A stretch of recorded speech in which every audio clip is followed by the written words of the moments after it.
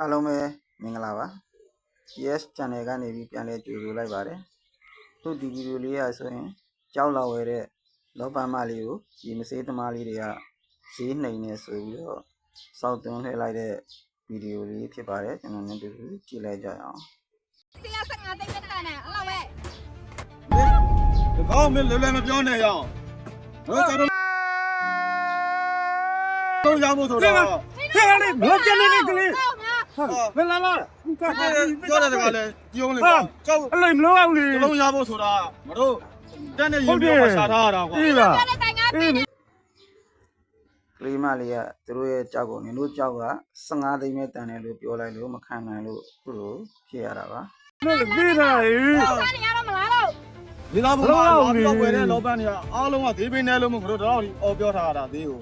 ဒီတော့ကရဲနိုင်စားလုံးဝဘူးကလေးကွာအဲ့လိုပါလို့သေးပေးပြီမဟုတ်လားအောင်လေသူသေးပေးတာဒါနဲတယ်ဗျအေးဟုတ်တယ်ကွာမတို့လည်းရှားတာပြောတာများပြောနေတာမဟုတ်ဘူးအေး2လ3လမှတော့ရရင်ရတာဟုတ်တယ်လုံးရဖို့ဆိုတာနည်းနည်းလို့လည်းမရဘူးကလေးကလည်းလုံးပါကျွန်တော်ဒါကောင်းမှမပြောတာလေကချင်းပြီမဟုတ်ဘူးလားရှင်းရတယ်တို့မရတော့တုံးမရရောအေးလုံးလိုက်တော့ဟိုနဲ့လေဟိုနဲ့ပြောနေရမင်းရေးပေးတာကောင်းစင်းနေပြောရင်တို့စောင့်နေမင်းပေးတဲ့သူကိုရောင်းပေးလို့ရတယ်မင်းကွာ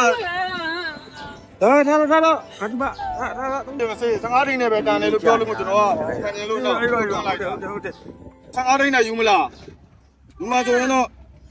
ရောင်းပေးခဲ့မလို့ဒါမှမဟုတ်တကားခုနတကားလုံးမပြောနဲ့ဘိုးရင်မစေးအလောက်ထိမရိုင်းဘူးရောငါသားရောမပြောနဲ့တကားကိုလေဒီနားအောင်လေမဲကြည့်လိုက်အောင်လေဟုတ်တယ်တို့15သိန်းနဲ့ပဲတန်တယ်လို့တိုင်းတာနဲ့ဘေးဖြတ်တယ်လို့ဖြစ်နေတာကွာဒီမစေးသမားလေးတွေကသူ့ကိုတနာသွားပြီနော်အခုတော့သူပြောတဲ့အတိုင်းပဲ15သိန်းနဲ့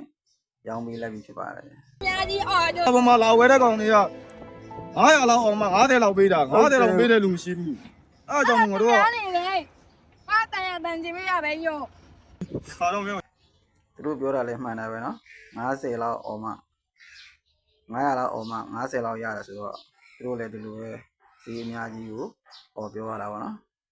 ရောင်းပေးလိုက်မယ်အဲ့lucky ဖြစ်အောင်ဟုတ်ကောင်းတော့စင်းနေ nice